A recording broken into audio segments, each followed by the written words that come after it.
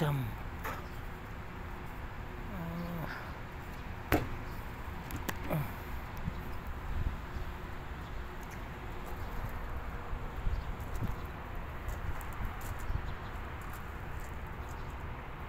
Tigas guys, oh.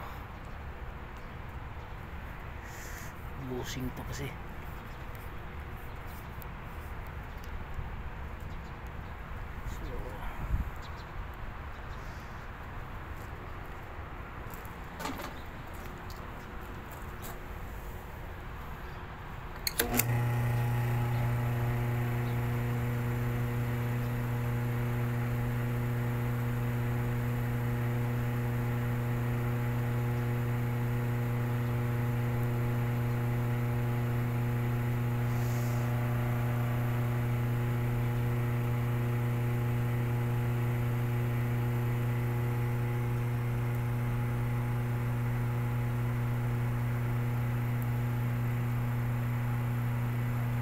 So tatanggalin natin guys, lagyan natin ng oil yung pinaka bushing nya, baka natuyuan na.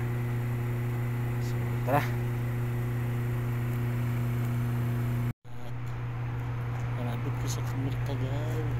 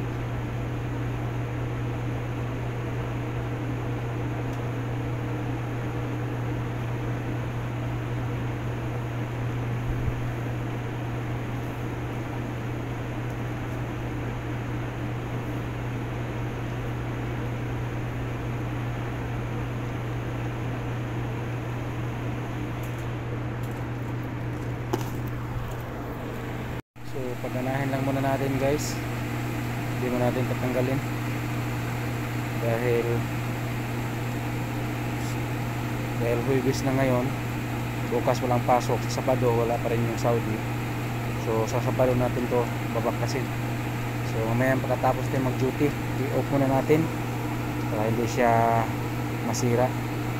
So paganahin lang muna natin hanggang alas 3 hanggang umuwi na yung mga Saudi, dahil magreklamo yung mga Saudi. Nasa CR kasi to eh. So hindi pumayag yung supervisor ko na i-switch off. So switch off natin. So yan, pinagana muna natin guys. Yun ang ginawa muna natin dahil hindi pumayag yung supervisor ko na tatanggalin, dahil may mga opisina ngayon, baka magreklamo siya, baka magreklamo sila na nabaho yung sa CR, sa toilet kasi to. So mayang hapon sa natin tanggalin para bukas ma-check natin ng maaga. Hindi pwedeng ting i-switch off to dahil sa CR to eh. Okay, so ganyan lang muna.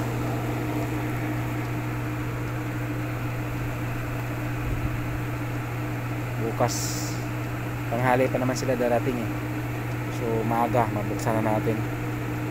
So natuyuan siguro natuyuan niya ng oil sa bushing niya, kaya lagyan lang natin ng oil. Okay,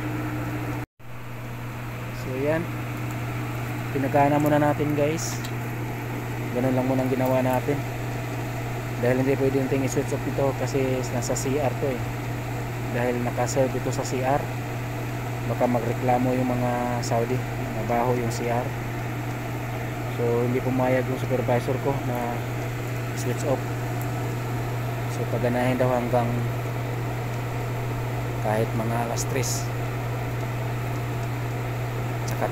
tsaka natin baklasin para ma-repair natin or ma-refill natin ng oil yung pinaka-bushing niya. Okay? Dahil bukas tanghali pa naman yan sila darating, so makabit din natin ng maaga para magreklamo din yung mga Saudi. Ganyan lang muna, magana naman yan kaso maganit lang dahil nga natuyuan yung bushing ng oil. So dagdagan lang natin ng oil yan bukas. Okay na yan. Okay, so takpan lang muna natin. So yan, ito na yung hapon natin ito baklasin. Okay, sa CR kasi yan so yan, so balikan lang natin itong na yung hapon sa CR kasi ito baka magreklamo yung mga Saudi. Okay.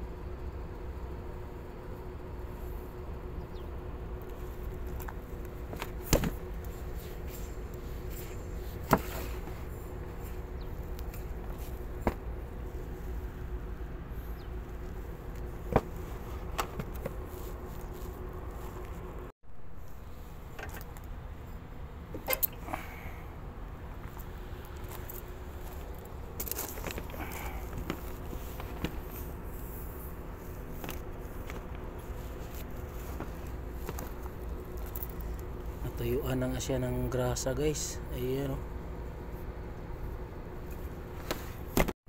Yeah.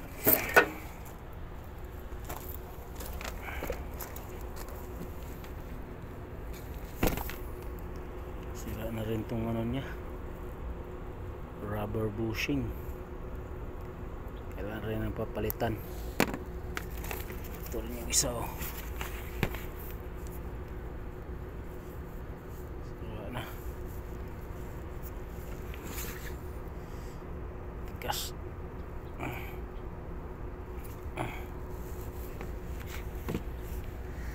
Body nameplate niya. So ayan nga oh. Tuyo na yung ano, lubrication niya na oil. Meron kasing oil ito sa ano, sa loob ng bushing. Yung meron siyang parang asbestos or yung foam, doon yung naka-stack yung oil. So pag maubusan na, ayan oh, tumigas na oh. So papakonvert natin to guys ng bearing, dahil nga wala tayong mahanap na parts or bushing. Dahil yung bushing na yan, pag ganito kasi natuyuan na ano na yan, napudpud na yung pinaka ano niya, lumaki na ba, kaya yung stator medyo malapit na sa kabila or dito ba sa kabila, kaya hindi siya makapag-start dahil ano na, na disalign na, hindi na tama yung alignment. Dahil hindi na tama yung alignment niya, dahil nga lumaki yung butas ng bushing, dahil nga kinain sa shafting habang gumagana, dahil nga natuyuan siya ng oil. So ipa-convert to natin ng ano, bearing. Meron yan dun sa Sanaya, sa Riyadh. So okay, so yung body nameplate nya pwede sa 220, pwede rin sa 110.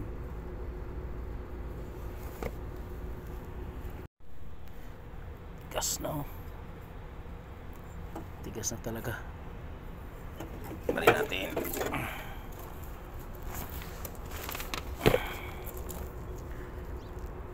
Tigas na. Ayan.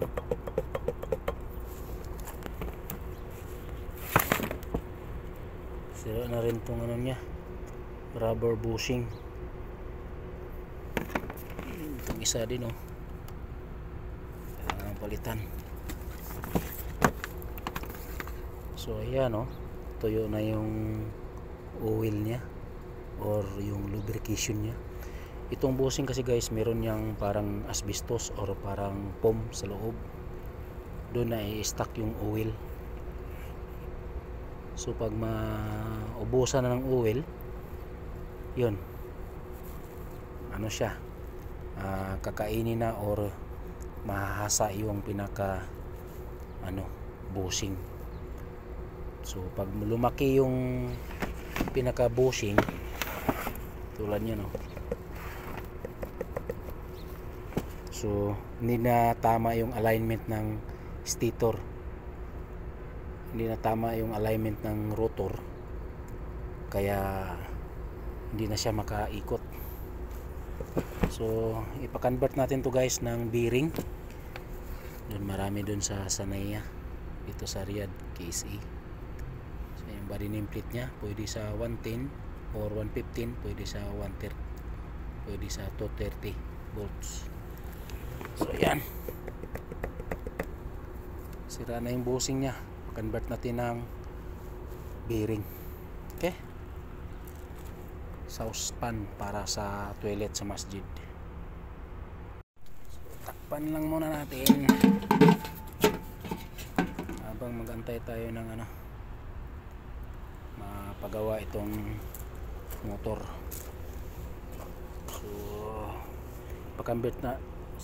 So ipa-convert natin ng bearing, yung bushing, tapos dalawang ganito. Okay, wala na, yan o.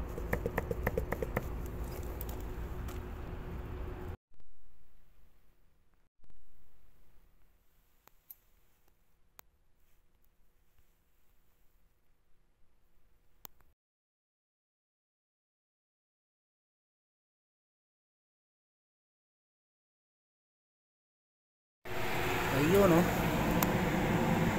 Kitang kita ang problema. Saan kaya yung leak nito? So, test muna natin. Pira na naman to guys. Ayun oh. Kitang kita yung problema oh.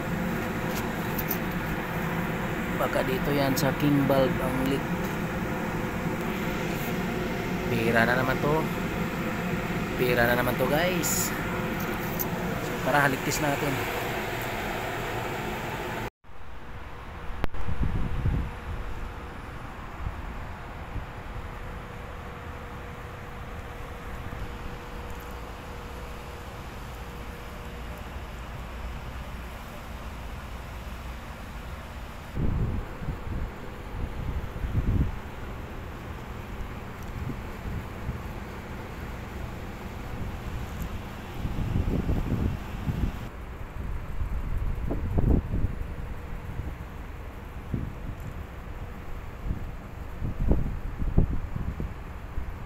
Ito yung panahon mga master na makarelax tayo bilang isang HVAC and R technician dito sa ibang bansa. Tulad ngayon, tingnan yung mga unit natin, blower lang yung gumagana. Diba? Shout out sa inyo mga master. Ingat lagi sa trabaho. Shout out Rachel Shell Master. Ingat lagi sa trabaho. Lalo na ngayon na taglamig. Bilis tayo magkasakit. At saka kay Rapi Mercano. Ingat master.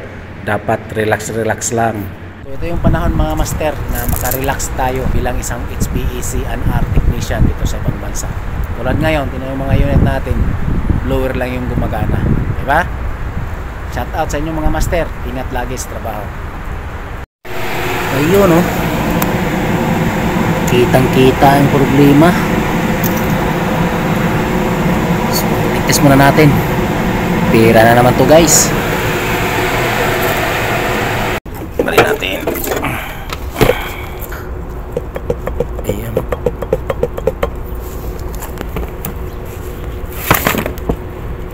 Sira na rin tong ano niya, rubber bushing. Itong isa din oh. Kailangan palitan. So ayan oh. Tuyo na yung oil niya or yung lubrication niya.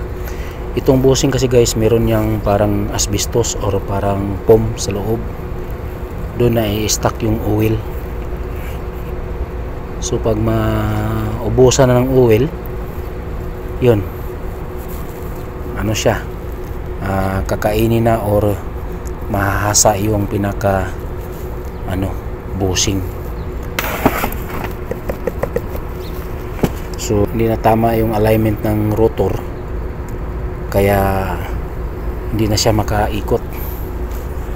So ipa-convert natin to guys ng bearing. Doon marami doon sa Sanaya dito sa Riyadh KSE.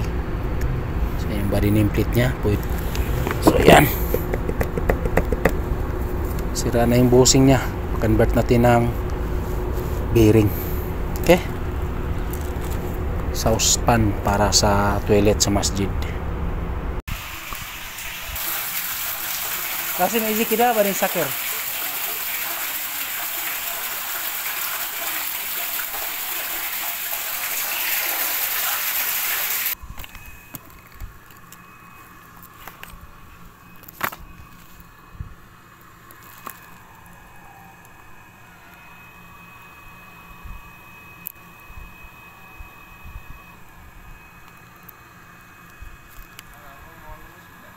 Ayo.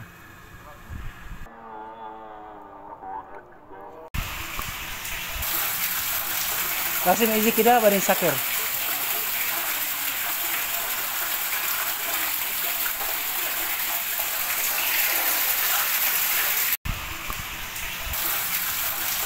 Kasi may kita ba rin sakir?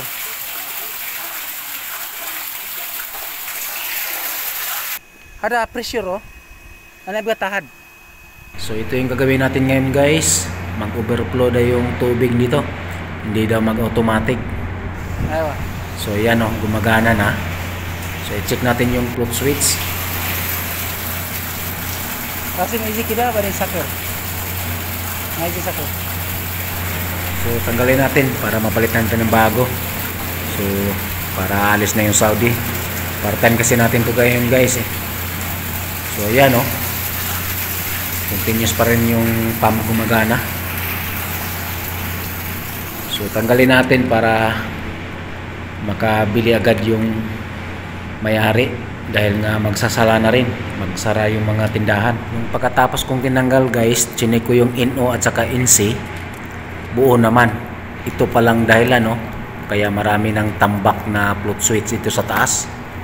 Ayan no, nagdikit lang pala yung dalawang wire papunta dun sa float switch, kaya continuous yung andar ng water pump. Ito lang palang dahilan. So nung sinabi ko ng may-ari, gusto na rin ng may-ari na papalitan ng bago na float switch para isang trabaho lang daw. Dahil nga matagal-tagal na rin itong float switch na to. Ayan o, daming tambak nito sa taas. So ito yung tinanggal natin. Buo pa siya.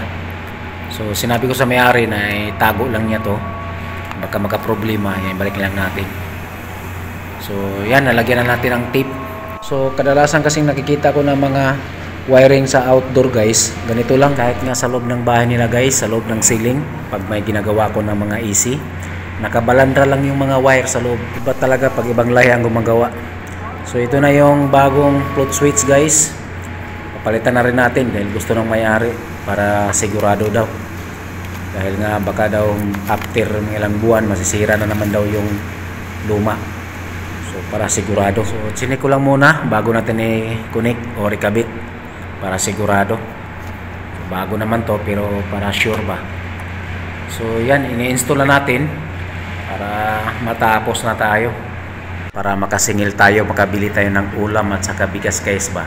So pangalawang part-time to guys, 2025. So yan, check natin. Ayan, gumana na. So check natin. Okay, switch off siya. Okay, gumana. Switch off. Gumana. Okay na. Pwede na to guys. 150 SR. Kabilihan tayo ng ulam nito.